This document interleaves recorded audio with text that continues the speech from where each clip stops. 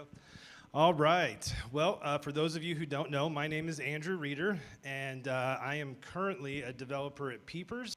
I'm the principal developer, which means I'm one of those thousands of engineers that Tristan was talking about, except I am not malicious in my intent. I try to get people to use the apps that we build, but I refer to those as what we call an employee experience framework. And so what that means is if you were an employee of Peepers and you have certain tools that you need for your job, I would write those in a manner that would make you want to come back to work and not quit because the technology is terrible. I have 3 children, 17, 13, and 11. We have struggled with everything that Melissa talked about. I don't want to tell you my points from the questionnaire, but it was probably about 5,000. We have 50-some devices in the house for 5 people, and I know that sounds like a lot, but it's true. We have about 50 devices for the 5 of us, between consoles, tablets, laptops, the smart fridge, the thermostat. I don't know, there's a computer downstairs running a saw for my CNC machine. So it's really everywhere, and we try to take an approach at our house of implementing screen time to a point that it's not a conflict. And we have been mostly successful with a few incidents being the exception. For the most part, they know when their device shuts down that is shut down and it is basically a brick, and there is no reason to negotiate with the dad because I won't hear of it. If you can't use everything that you need in your 2.5 hours, then you're probably not using your device right, and you should try better tomorrow. So that is a stance that I take. That might not work for all of you, but that's kind of where I'm starting with things. So what I'm going to talk about today is the actual execution of how you can implement these protections in your own house with your own systems. I'm sure not all of you have all those devices to worry about, but even if you just have one per person, that's enough to have to go out and set up at least half a dozen protective systems. So with that, I will start with the very front line, and that is our favorite passwords.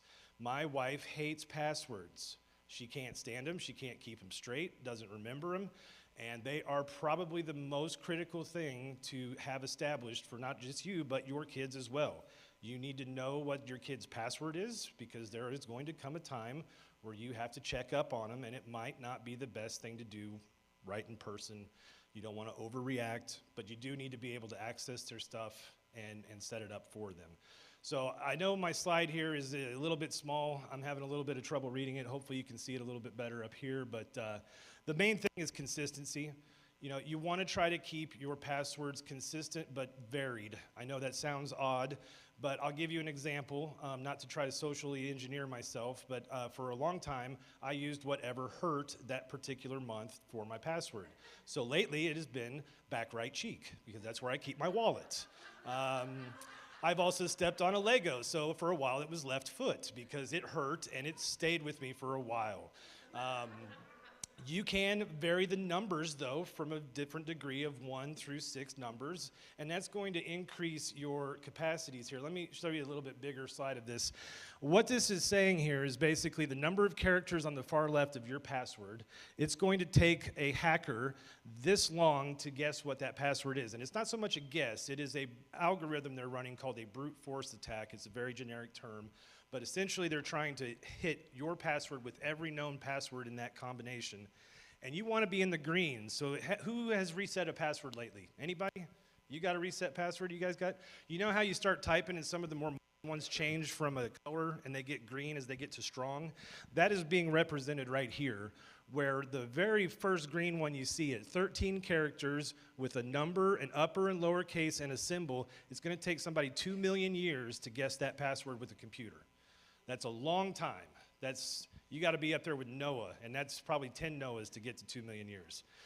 So really, really good spot to be at. You can kind of play around in the yellow if it's a streaming service. So if you have a Netflix account, you're not going to get your credit card information off a Netflix account. You can probably have it a little easier password, especially when you have to log in all the TVs. You know, you got to go through there and use the bad remote to try to type out the right characters.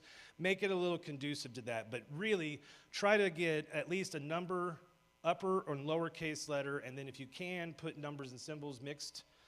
I use a lot of periods at the beginning or an exclamation point at the end. Those are both symbols that are nice and easy, and it makes you really emphasize the importance of that password. I'll go back here one quick. This is backwards. Do not use any numbers that people could find in other places, meaning birthdays, last four of your social security number, addresses. I know some people are very guilty of just putting in the 3 digits of their address and then a word, and it's like password, 200 password. Somebody's going to figure that out pretty quick, and it's not going to be too hard to that. Never use the word password in any form. No Spanish, no Latin, no Russian. You think it's being clever, like I put Latin password. No, they've already figured that out too. So everybody knows to do that. Yeah, so that's it for passwords. I'll leave that up there for one more second if anybody wants to get an idea of that. 18 characters long is a pretty big password, so you're gonna need like a phrase with some hyphens in there, like maybe the lyrics to a song. I don't know, it's a long one. So also worth pointing out here, this was pulled from Hive Systems, which you can reference there at howsecureismypassword.net. You can easily find that on Google as well, but I do like the Hive Systems for a lot of these types of informational pieces.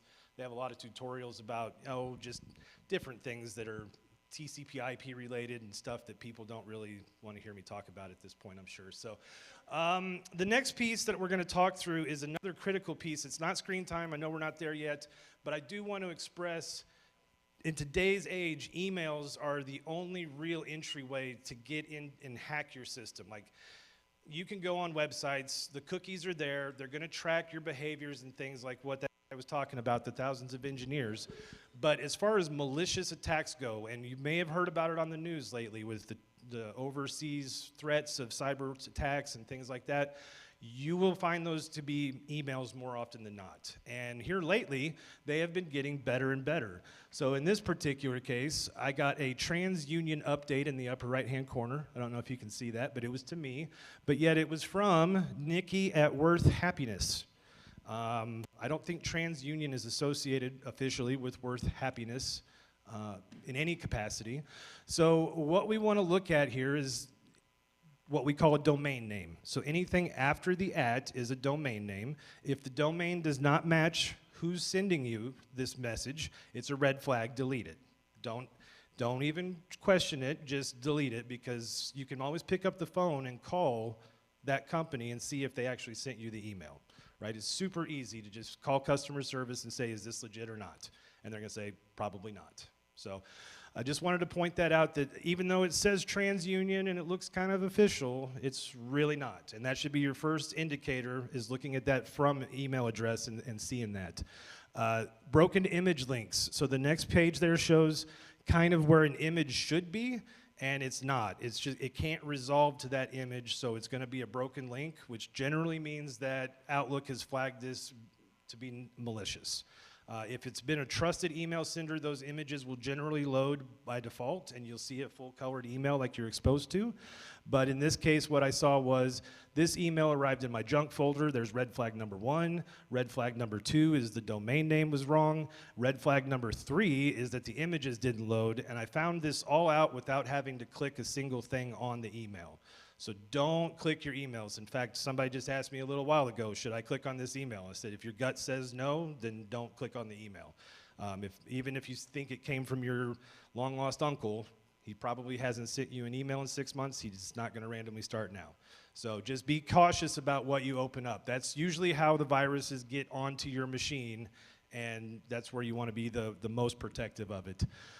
Continuing on down the list, if you happen to have a full computer that you're looking at your email on, you can use your mouse to hover over a link, and it will show you the actual address that it's about to take you to. What that'll do is, if it does not match, again, the domain names are critical. If that link is going to take you someplace that doesn't match the domain of the sender, then it's not a good link to click on. Don't click on it. I got one, I think I put it in here. So this is a next to suspicious email that I saw. This is from Microsoft, which I will get into in a second, but I use Microsoft as our base family system of accounts. And they said that I had a new sign-in detected in some place in Russia. I can't remember exactly the name of it. Did I type it in there? I did not. So, know your own house's IP address. I know that's going to be a tall order for some, but we'll get there. If you know that this didn't come from your house or something like that, again, you can go into your Microsoft account without clicking on this email and verify the sign-on activity rather than just relying on this email to tell you that there was activity. Is that good? The golden rule to follow, though, is never click or forward any email that you find suspicious, even if it's mildly suspicious. Just don't, it's not worth all of the time and effort it's going to cost that person just to ask them if they think it's suspicious. Like, I have several family members who will forward me an email that's like, should I open this? I'm like, no, you should pick up the phone and call me first and don't send it to me, because you may have sent it to grandma and grandma doesn't know to not open this stuff. So, email's very critical. I know it's not exactly in the realm of what we were talking about this morning, but it seems somewhat topical with the climate of the world. So just keep an eye out on that stuff. Now to the good stuff, the stuff you all came to see, the screen time and family accounts. I personally have a list of systems that I use here. We have Verizon for our cellular service. We have Xfinity for the house. And we use Apple devices. And we use a Microsoft family account. Now, the reason I got at this conclusion was Microsoft, for my family, schoolwork was the driving factor to getting onto a computer or a laptop. So I wanted to have Office subscriptions. One Office subscription for a family will get Word for everybody, but the side effect of this is they now have a free email address that you can link other services back to. And Microsoft has a really good screen time managing software that runs over your laptops and your Xbox devices. Anything that's Microsoft-based, they will enforce those screen time regulations on, and that's accessed through the Microsoft Family Portal. You can find that at live.com or microsoft.com and start from there. But I would recommend that as a good starting place. As we work backwards, the next device that we linked to that account was our iOS device, because our family is all Apple, and so their Apple logon is the same as their Microsoft logon. That is a unified email address that is not an apple.com, but hotmail.com. I know that sounds a little old-fashioned, but I'm old-fashioned. Hotmail's still around. Don't tell anybody. So Xfinity and Verizon. Xfinity is my home internet provider and TV, also the Wi-Fi, and then Verizon is going to be anything that's cellular-based and 5G. So we're going to start with Verizon because that is the most troublesome. The cellular is available outside of the house. They're on a phone, they're walking around, there's cellulars everywhere. If they want to look at phones in the bathroom, they can, and that's kind of a dangerous thing to have. So Verizon offers a program called MobiSip, and that is going to basically allow all of those content filters to be set up on your kids' devices, specifically browsers that you put as default on your phones. And so you want to get that on there. It does cost a little bit extra. The Verizon Smart Family Premium has some additional features that my 13-year-old has a line that only allows text and phone calls from 20 contacts that we manage. That is different than our 17-year-old's account who does not have that. They both have screen time sharing sessions, but we felt that the extra precautions of not having those spam texts hit our 13-year-old, she's not prepared for that kind of stuff, so we have a different line for her. It is a little cheaper as well, not much, but cheap enough that it made sense for her to have that line. One thing to be concerned about, though, with this is that the companies that we're talking about, Apple and Verizon and Xfinity, they can define for you what they term as an adult. So here recently, Apple has changed that number backwards. I believe it's 13 or 13 now. The Apple Corporation considers adults to be 13 years old. Now, that is not anywhere close. I'm 43, and I barely consider myself an adult. Like, you know, I'm still laughing at the inappropriate jokes and all that kind of stuff. So really just be careful about that kind of thing. You don't want to... I heard a joke once that they said the cure for cancer could be in the terms of service agreement, and nobody would ever know because we don't really read that stuff. But that kind of information is in your terms of service when you check those boxes and you don't read them all, because I'm guilty. I have never read a full one. It's like 7 paragraphs of gibberish. But those things are in there, and if you accept them, you are now contractually obliged to say that, yes, I agree, my 13-year-old is an adult. So just be careful when you're setting up these accounts, who you're setting them up with. Make sure that they're, well, they can change really at any time. So you're just going to have to be prepared to deal with those things and increase the security if they change the rules on you. So that's about it for Verizon. I will say, though, this did not come up until my oldest figured out that she could turn the Wi-Fi off on her cell phone and get out on the cellular. So we're going to go to the Wi-Fi next. They just love to challenge the system. They really do. They really do. This is Comcast. This is kind of the main crux of what we deal with for screen time. All of our devices, you'll see up there, Dad has 6 devices connected with a total of 3 hours and 5 minutes. But Bryce is up there. He is currently in downtime until 1 p.m., which means none of his devices even turn on until 1 in the afternoon. Now, on Saturdays, he inevitably comes downstairs at 9 o'clock in the morning and says, Dad, I'm already awake. Let's get going. And I said, sorry, buddy. We got to go play with remote control cars or do something else until 1 o'clock. That's really when it turns on. And I don't think it shows it there, but he has a combined total of 2.5 hours across all devices. Now, I will say that does present a challenge in our current pandemic structure. We have elected to homeschool 2 kids, the younger 2. We didn't necessarily like the way the pandemic structure was going, so the laptops that they use for those homeschooling activities also pull from the 2.5 hours. So it's interesting to kind of balance that out and say, we need you to do 2.5 hours worth of schoolwork, but then you can't blow off 2.5 hours worth of steam on Minecraft. It's a weird thing to try to navigate through. So everybody's situation is different. You're going to have to go through and talk about that yourselves and figure out, am I homeschooling? Am I using the Google Chromebook at home? What do I need as a total amount of time to kind of balance that out and let them use some for recreational, but some for learning and what we want them to do.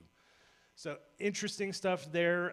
It also helps that you can see non-family members in your Wi-Fi area with Xfinity. So they have a system that says, hey, a device just popped in your perimeter. Do you want to allow it on the network or not? And I liked it at first because that's when that boy was starting to come around for my oldest, and he'd come around, knock on the door, and I'd see it pop up on my little phone. I was like, oh, here comes that kid.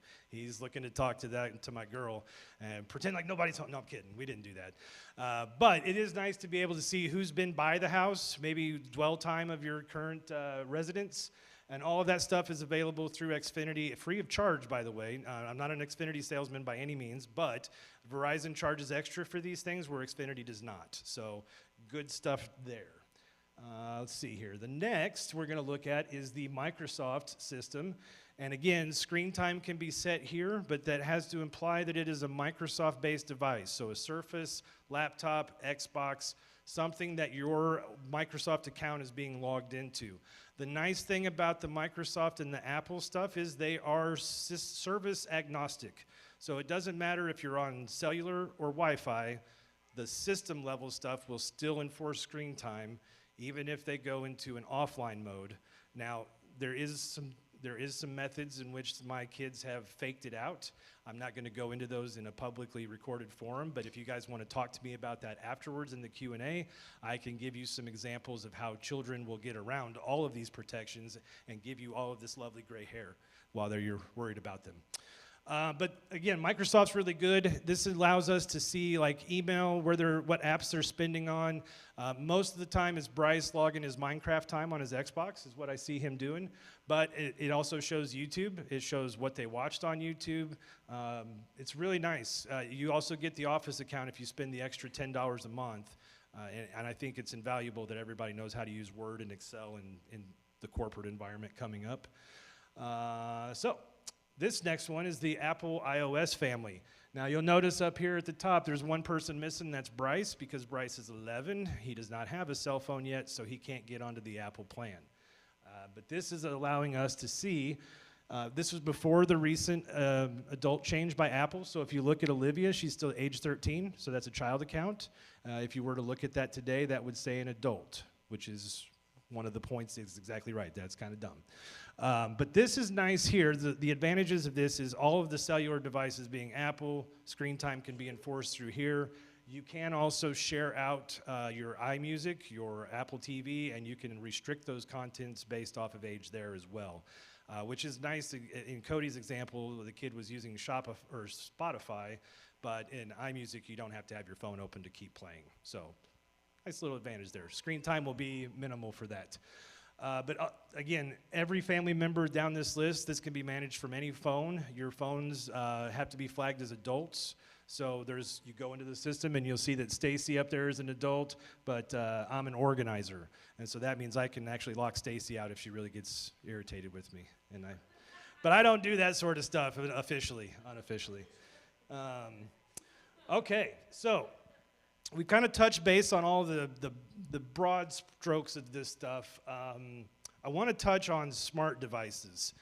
If anybody remembers the security breach from Target a few years ago where they got hacked and we lost a bunch of our data to somebody, that incident was traced back to a thermostat that did not have a good password enabled on it.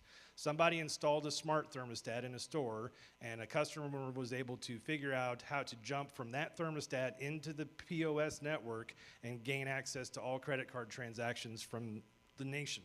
Like, it wasn't just one target, it was all the targets because of the way they set up their network. So, with that in mind, and going back to our comments on passwords, smart devices, as nice as they are and as cool as they sound, need to be scrutinized just as much as a person with a cell phone, because they are always turned on, they are always connected to your network, and anybody can scan and hit them at any time, especially if you don't have your network secure. So the reason I started with Verizon and then Xfinity is those places are your home network. Those are the places that you need to have significant password strength on, that you need to rotate those every 30, 45 days. And you really don't want to plug in some random toaster that's going to be connected to the internet without knowing the due diligence behind it. Because that toaster couldn't actually get in and, you know, today there's no such thing as a near-field communication swiping thing where they're going to get your Apple Wallet off of your phone, but that's today. That doesn't mean that that couldn't happen at some point in the next 5 years where you have a new device comes in and it does that very same thing.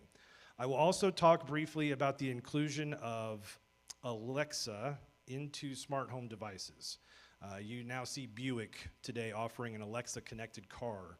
That Alexa device is always on, always listening, whether or not you go in and set it up or not. And I can prove this by saying to something random to Stacy in a conversation like, hey, I think we should go camping this weekend at that place you saw down in Missouri, southern Missouri. And the next thing you know, all the little pop-ups on my stuff is kayaks and tents and sleeping bags. And it's like, how, I haven't looked at any of that on my phone. I just made a comment to Stacy. Like, well, I had an Alexa Echo Dot set up in the corner so that I could roll, you could play Risk with it. You could talk to it and say, hey, I want to play Risk, Alexa, and then we play Risk. And I write code, and I don't really have a lot of people to talk to in the basement. So I talked to Alexa, and that was a bad idea. That was a very, very bad idea. So I don't have those plugged in anymore.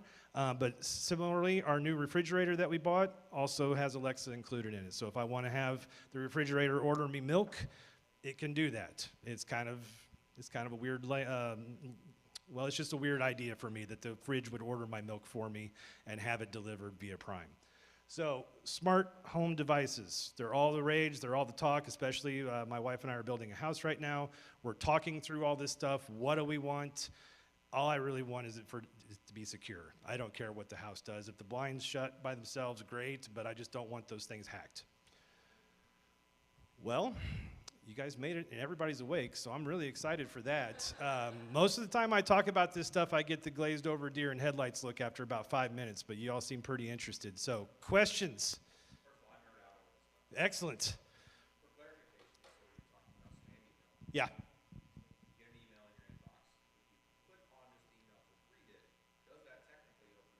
No.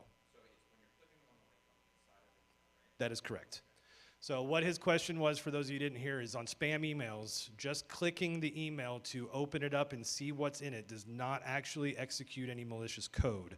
That all lives within your Outlook or email client. Where you execute code is the attachments and the links contained within the email. Once you go outside of that email, wherever they're trying to get you to go, that's when it happens. So it's the navigation to an unsafe web page. There are a lot of security measures into web pages now. You'll see the green lock that says HTTPS for a secure checkout. Never, never check out without that lock. And that lock, you should be able to click into it and see that store's SSL account. That's where your credit card is going to get transacted.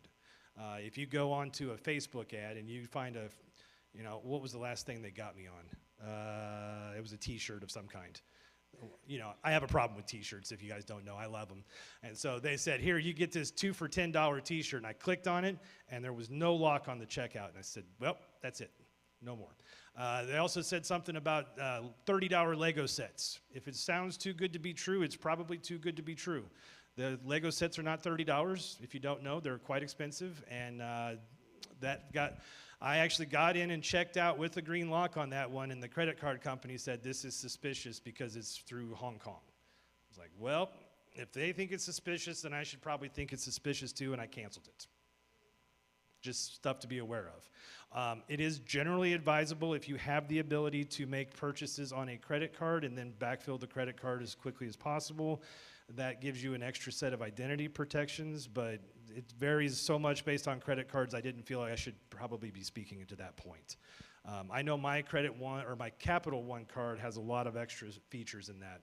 So most online purchases will get filtered through that Capital One card rather than just putting your direct debit card into a website. The bank's good about identity theft, but the credit cards are a little bit better in some cases. So, yes, next question.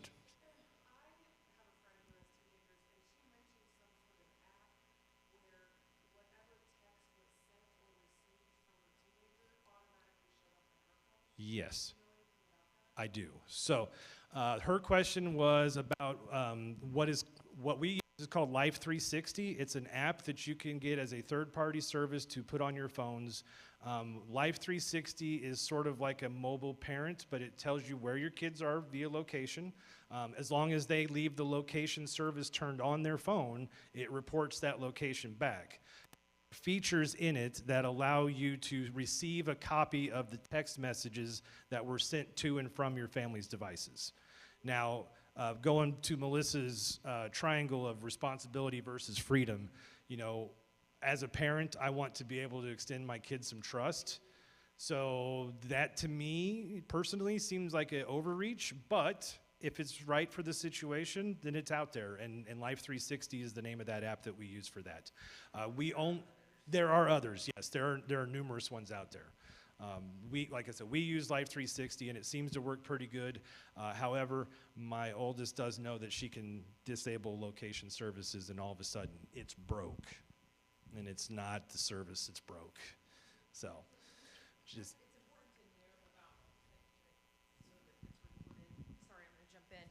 One of the things that's happening a lot with teens, and just so you guys know this, is both Snapchat and Life 360 allow location services. And so what's happening is kids are putting themselves in groups in Life 360, and they're tracking each other. And they'll know where people were based on what was happening in Snapchat and their location. And that sounds innocent, but it's not. It's actually been really utilized for bullying, for stalking, for like the amount of stress that I hear in my office from kids who are like getting grilled by a boyfriend who saw they were at some place on their Life 360 or something like that. This is a really, really common theme. It's like, to be in a Life 360 group or a Snap group like that with friends is like, okay, we're BFF friends, and that means that's why we track each other, because we're like keeping each other safe. But it's actually created a lot of codependency and control issues with kids. And so that's something to notice, like the ways they're using these tools is really important to talk about, because that's, I have kids who are like truly extremely codependent on one another. The amount of times I've heard another kid say about like two girlfriends, like friends, they're just friends, but that they're soulmates, and like the type of control they have over one another's lives through devices is really a lot. So that's something to really look for and talk about regularly. Yeah, I honestly had never heard that before, but we have, there is a way to enable that on your device as well. You have to have a parental password to be able to install that. Now, that's interesting, because I don't know that a parental password would block them from creating a Life 360 group.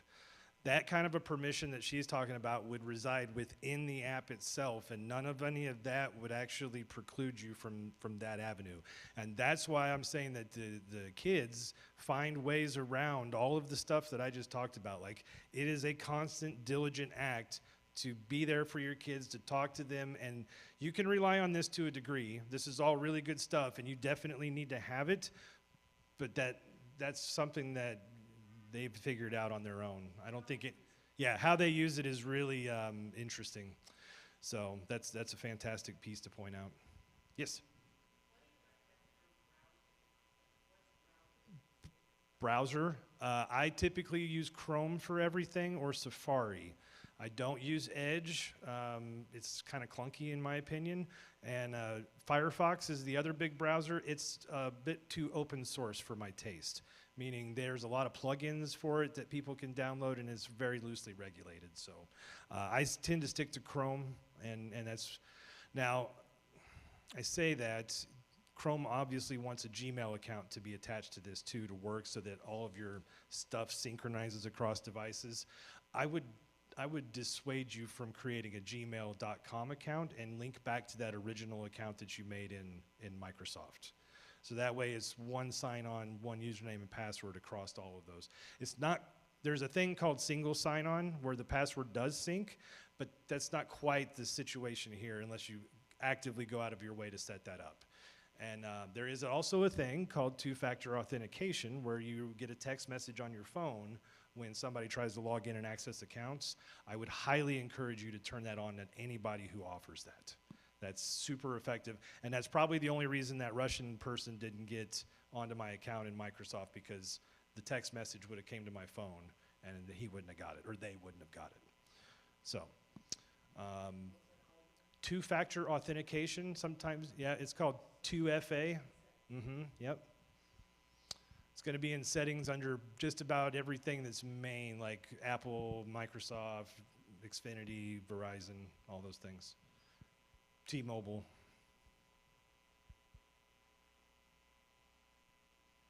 Any other questions? Oh, you can also ask questions of Melissa too. She's right here.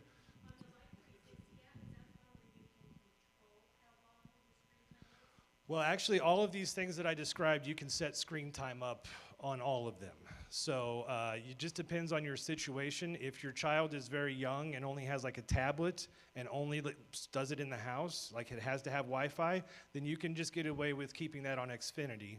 But as they get older and they progress into that cellular service where they have switched from an iPad or an old iPhone into a current iPhone, then you want to have that on both the Xfinity and the Verizon service, or whatever service that you have. Like T-Mobile has a different set of screens than what I see on Verizon, but it's essentially the same thing.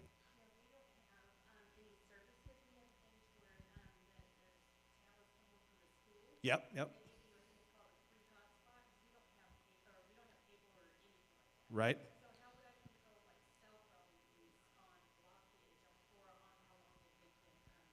So that hotspot is what your internet connection is, and it's going to be kind of the control point.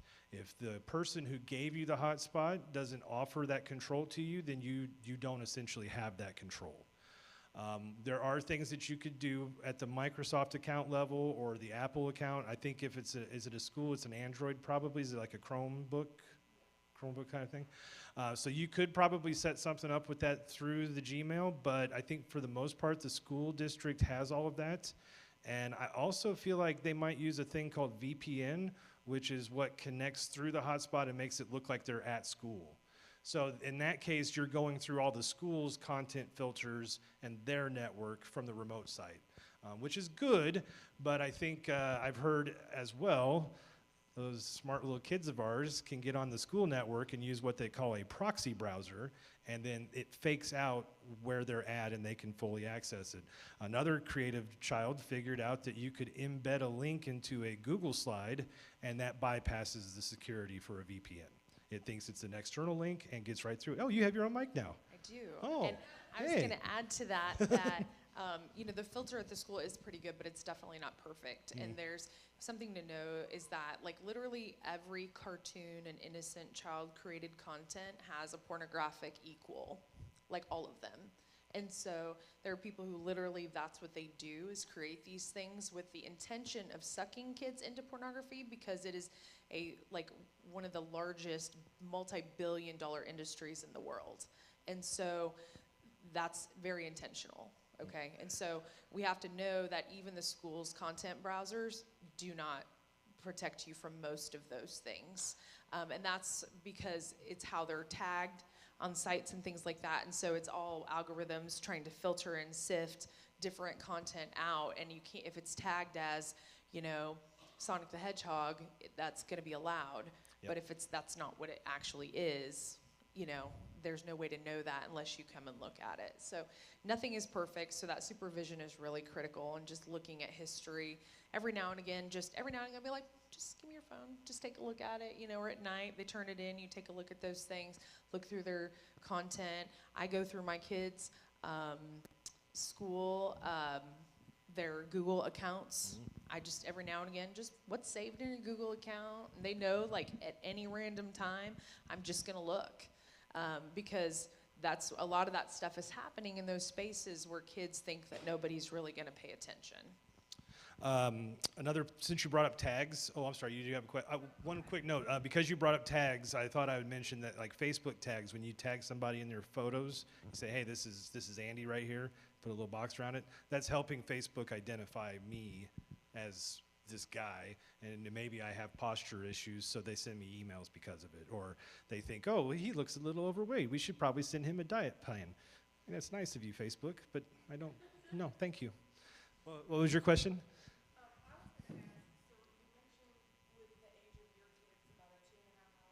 Yes. Technology, you know, and so we have a kindergartner, 6-year-old, and a 4-year-old, and a baby. Obviously, she's not. Yeah. Technology. So our kindergartner has a tablet. They have like math and reading and that kind of stuff, and then they have their like little tablets that have like PBS Kids and Star Call and like learning stuff, things that we obviously have filtered. What about what's the daily all technology, including TV? What's the daily boy, there's a guideline on the pediatric, it's like American Pediatric Association, there's a guide. It's very little, it's nothing until age 2, 0 screens, not anything till age 2. I think it goes up to like an hour till maybe age 4 or 6. So something to keep in mind as far as, I know. I think it's a little loose in my opinion, but you have to remember that not all screen time is created equal as far as how it affects the brain.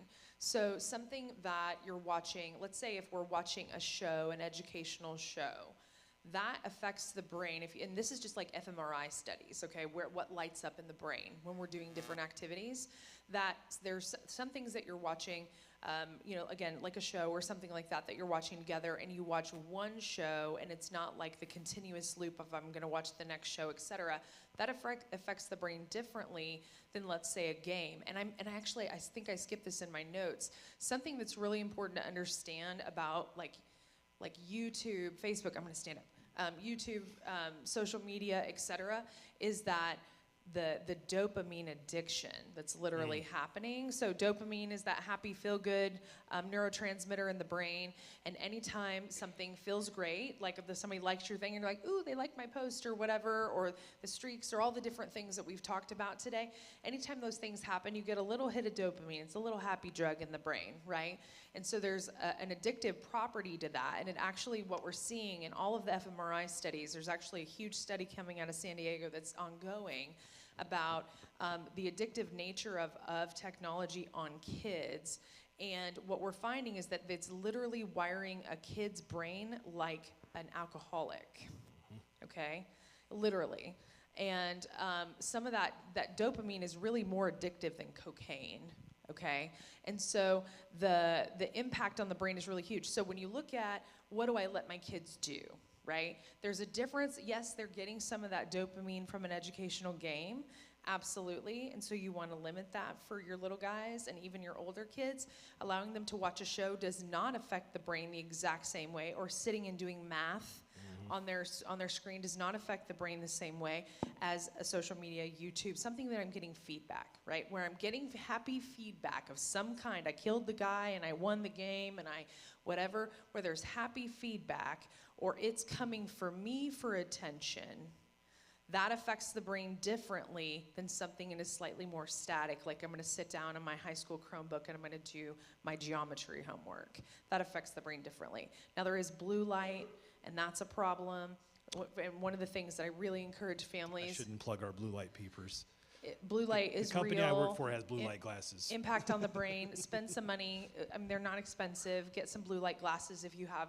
and really, if your kids are in public school, they're on screens a lot. And so getting blue light glasses, I have blue light installed in my glasses because I do a lot of telehealth work.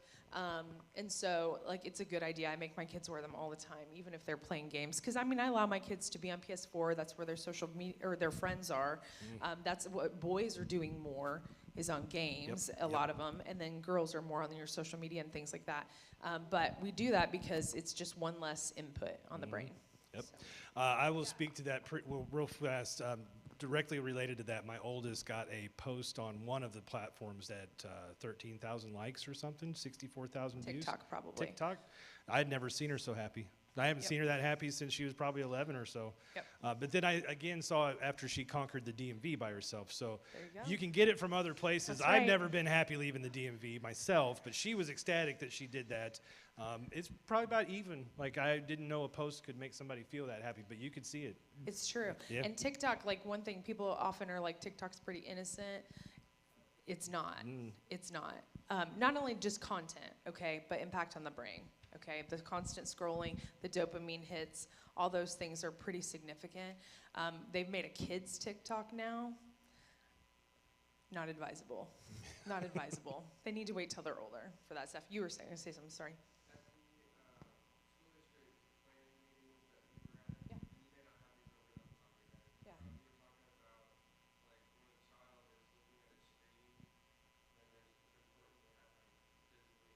Oh, yeah, yeah.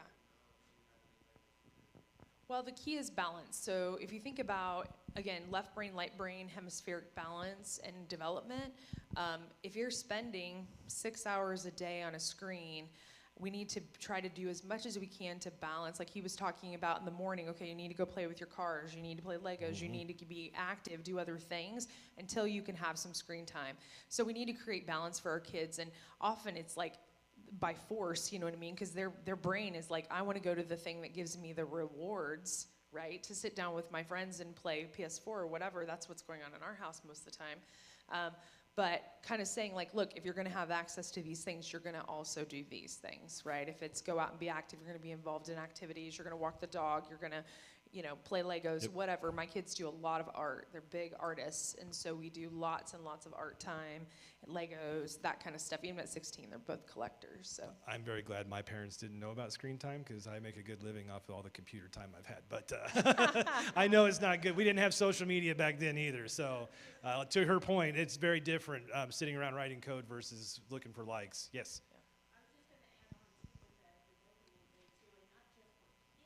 Adults too.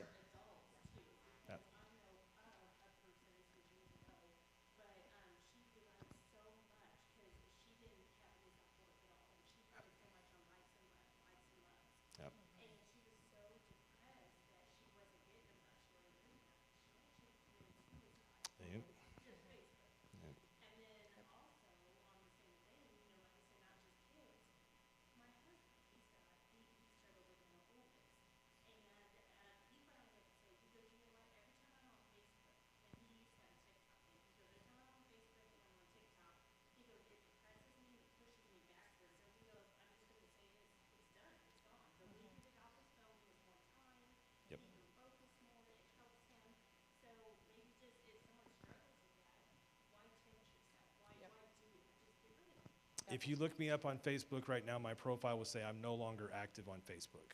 So you can't find me on the other ones because I never made an account for Snapchat and all that. It was after my time. I used to be on, what was the one before that that everybody liked? The one Bieber, MySpace, thank you. Zanga was before MySpace. Yeah. So I used to be on MySpace, and then I transitioned to Facebook, and then after I watched this social media, or the social dilemma a few years ago, was it been years now? A couple years. Yeah. I said, no, I'm not going to be a commodity that they can control, and I don't like any of that stuff, so I just excused myself from it. Now, I am guilty a little bit of popping onto Twitter to look for sports news or, certain things here, but actively posting, I do not. I want no part of that, so. So much of it is knowing what you need, right? Like, if you're struggling with it, then set screen time limits for yourself, right? Yep. I think, the whole in the world but not of the world, like, it's if we totally check out of everything technology, then we're going to be disconnected from the world. And so we have to be careful that what I see a lot of people do is kind of all or nothing. And if you need a nothing for a while, 1,000% do it. It's like an alcoholic. You just got to cut it off, right? Like, you got to get sober and be done with it. But if you can manage it and keep it in a healthy place, then that's great. I think that's the key, is knowing what you need for yourself and what your kids need, and how are we using it, right? What is the content that we're posting? What's the content we're downloading into our brains? What does that time look like? Finding balance for ourselves, that we're not just sitting scrolling and scrolling and scrolling, because it's easy to do. You know what I mean? Facebook and several other platforms are creating new technologies that are allowing you to turn things off and to set limits for yourself. So you can go in and set some of those things, and that's definitely, if you're gonna do it and you need that support, don't feel bad about it. It's all of us have to set boundaries for ourselves. Do you guys all know what Meta is? Have we talked about Meta? And we're getting one. Oh, are you? No, Kansas City. Oh, really? There's a Kansas City Meta that's being built in Kansas City. It was a contract was announced, I think, Thursday. So for those of you that don't know, Meta is the new Facebook. Mark company, Zuckerberg, the company parent has company. rebranded itself as Meta. Yep. And yeah, it's going to be a mess of trouble. So. Yep. It's a data center going in Kansas City. Yep. Data center to collect your data. That's right. They want to know everything about you. That's right. Some of the people I know carry around these devices in their pockets thinking it's fun stuff. They're collecting data on them. That's right. It does. It literally tracks every move. It's true. Any What other you watching questions? tonight? Yeah. Yeah. Go off the grid. No, There are that's a people who little do it. bit much, but maybe a little. You can turn that stuff off, though. Yeah. And that's the thing. That's what I mean. Like on Facebook, they've made ways to turn those tracking devices off. Now, if you have the new iPhone 13, it'll say for every website you go to, every app that you open, it'll ask you, do you want to be tracked in this app or whatever? And you can say no, and just say no to those things so that it's not tracking your data. Yep, that's exactly right. Questions? No more? I think.